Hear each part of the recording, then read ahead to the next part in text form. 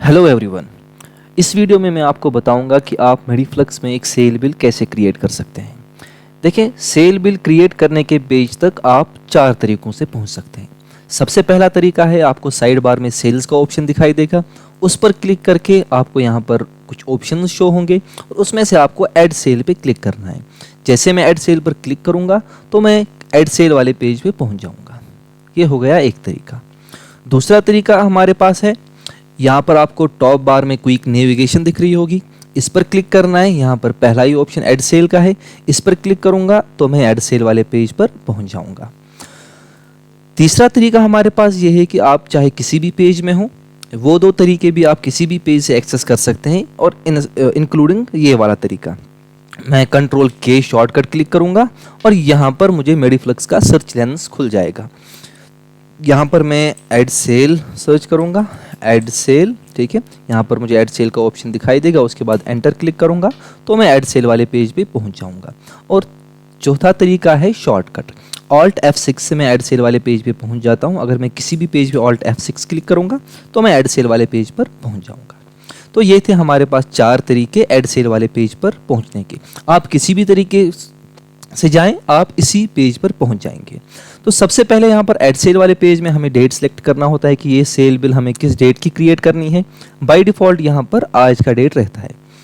For example मुझे आज के डेट की ही सेल क्रिएट करनी है। उसके बाद यहाँ पर मुझे ओवर द काउंटर का ऑप्शन दिखाई दे रहा है। देखिए, ये बाय डिफ़ॉल्ट टॉगल्ड ऑन होता है, दैट्स बाय डिफ़ॉल्ट ये ओवर द काउंटर सेल होती है। Over the counter sale means जिसमें आप कस्टमर की डिटेल्स ऐड नहीं करते हैं। मोस्टली रिटेलर जो हैं वो ओवर द काउंटर सेल्स ही करते हैं, क्योंकि वो हर एक मेडिसिन, 2 टैबलेट, 3 टैबलेट पे कस्टमर डिटेल्स लेना उनको मुश्किल हो जाता है। तो ये बाय डिफ़ॉल्ट टॉगल्ड ऑन रहता है। बट अगर आप कस्टमर की डिटेल्स भी लेना चाहते हैं तो आप यहाँ पर क्लिक करेंगे तो ये ऑप्शन ऑफ हो जाएगा और आपको यहाँ पर कस्टमर की डिटेल्स शो होंगी। उसके बाद आप यहाँ पर कस्टमर डिटेल्स भर सकते हैं। आप डायरेक्टली इधर से भी कस्टमर ऐड कर सकते हैं, या अगर नया कस्टमर होगा, या अगर वो आपका एग्जिस्टिंग कस्टमर है तो यहाँ पर सर्च करने से आपको वो शो हो जाएगा। फॉर एग्जांपल मैं यहाँ पर टेस्ट सर्च करूँगा तो टेस्ट से मेरे पास यहाँ पर 2 कस्टमर्स हैं, टेस्ट कस्ट और टेस्ट कस्टमर। फॉर एग्जांपल मैं टेस्ट कस्टमर को पे क्लिक करूँगा, एंटर मुझे क्लिक करना है, मैं एंटर क्लिक करूँगा तो देखिए मेरी डिटेल्स यहाँ पर फिल हो गई है। इस कस्टमर का फ़ोन नंबर, इनकी जेंडर, एज और एड्रेस भी, ठीक है। इन केस मुझे नया कस्टमर ऐड करना होगा, दिस इज़ न्यू कस्टमर,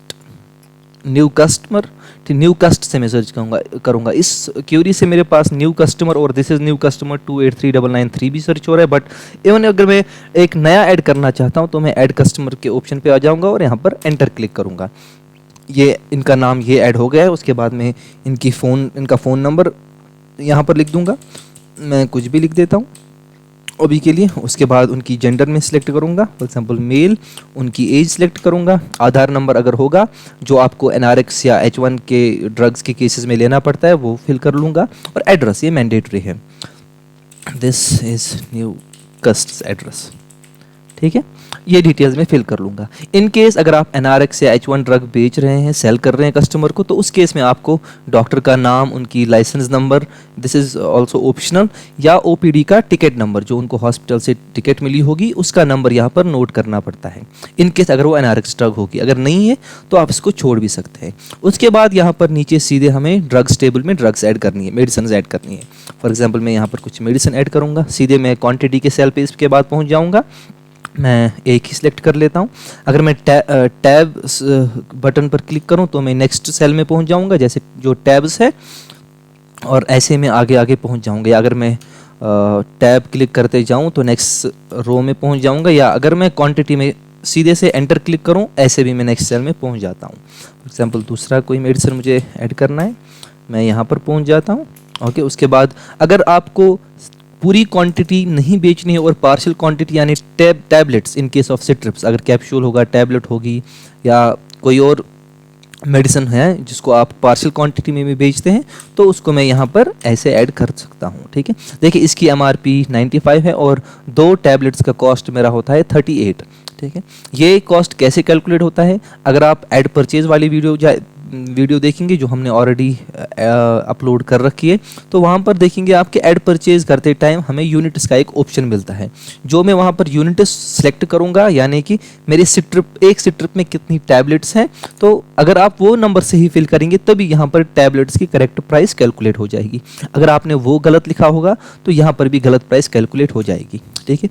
अगर आप यहाँ पर उनको किसी दूसरी MRP पे बेचना चाहते हैं, फॉर एग्जांपल 95 MRP है, आप उनको 90 रुपीज़ पे देना चाहते हैं, तो आप इसको यहाँ पर एडिट भी कर सकते हैं। अगर आप MRP एडिट ना करना चाहें और डायरेक्ट डिस्काउंट देना चाहें, तो आप डिस्काउंट वाले फील्ड में भी डायरेक्ट ही डिस्काउंट ऐड कर सकते हैं, ठीक है। और ऐसे ही मुझे मेडिसिन ऐड करते जाना है, और जितनी भी मेडिसिन देनी होंगी मुझे वो यहाँ पर ऐड करनी है।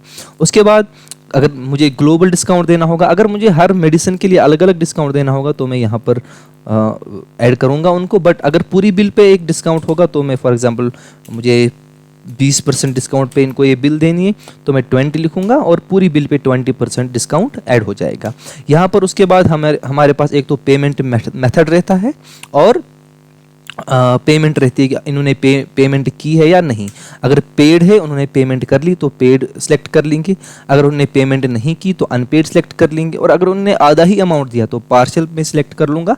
तो मेरे पास यहाँ पर एक और फील्ड ओपन होगा जो अमाउंट पेड है, कि उन्होंने कितना अमाउंट यहाँ पर पे किया हुआ है, ठीक है। फॉर एग्जाम्पल अभी के लिए मैं इसको पेड सेल रख देता हूँ। अगर अनपेड में क्लिक कर देता हूँ, ठीक है, अगर मैं यहाँ पर अनपेड सेल रख देता हूँ, तो उनकी जो लेजर है वो ऑटोमेटिकली उसमें एंट्री हो जाएगी। और पार्शियल में भी अगर मैं आधा ही अमाउंट ऐड कर देता हूँ, तो जो रिमेनिंग अमाउंट होगा वो उनकी लेजर में ऐड हो जाएगा, ठीक है। और यहाँ पर मैं बिल में कुछ एडिशनल नोट भी ऐड कर सकता हूँ, ठीक है। और उसके बाद मुझे यहाँ पर सीधे ऐड सेल पे क्लिक करना है या Ctrl+S शॉर्टकट दबाना है, तो ये बिल ऐड हो जाएगी। बट बिफोर मैं आपको एक और ऑप्शन दिखाना चाहूँगा यहाँ पर स्टॉक इशू का। Let me first add this cell. जैसे मैं Ctrl+S पे क्लिक करूँगा तो मेरी सेल ऐड हो गई, ठीक है। अब अगर मुझे इनवॉइस निकालनी होगी तो मैं व्यू इनवॉइस पे क्लिक करूंगा तो इनवॉइस मुझे ओपन हो जाएगी। देखिए यहाँ पर मैं एक और ऑप्शन के बारे में बताना चाहूँगा, स्टॉक इशू। देखिए कभी ऐसा होता है कि आपको स्टॉक इशू ऐड करना पड़ता है। उसका मतलब ये हुआ कि आप स्टॉक को रिड्यूस करना चाहते हैं, बट आप नहीं चाहते कि उसकी एक सेल एंट्री हो जाए। वो किस केस में आप करते हैं? पर्सनल यूज़ के लिए कभी, या फैमिली के लिए मेडिसिन लेते हैं जिसकी आप पेमेंट नहीं करते, जो आप नहीं चाहते कि वो एज ए सेल ऐड हो जाए, या कोई क्वांटिटी डैमेज हो जाती है, कभी कोई दवाई ख़राब हो जाती है किसी वजह से, या कभी आपको एक्सपायर्ड स्टॉक फेंकना पड़ता है इन केस सप्लायर जो है वो डेबिट क्रेडिट नोट के लिए मना कर देता है, या कभी आप चैरिटी में दे देते हैं कुछ मेडिसिन, या और कुछ ऑप्शंस होंगे जो भी आप सिलेक्ट करेंगे। उसके बाद रेसिपेंट का नाम और उनकी डिटेल डालेंगे यहाँ पर।